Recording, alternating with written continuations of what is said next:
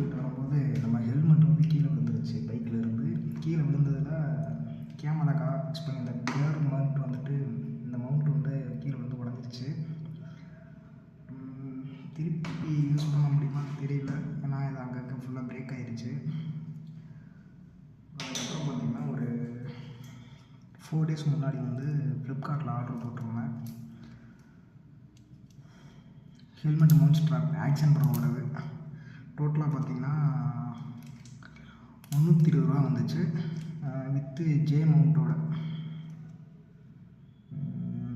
இதில் வந்து எம்சில் போட்டு ஒட்டி நம்ம அதில் யூஸ் பண்ணுற அளவுக்கு இதில் வந்து அந்தளவுக்கு ஸ்ட்ரென்த் இருக்குமான்னு தெரியலை.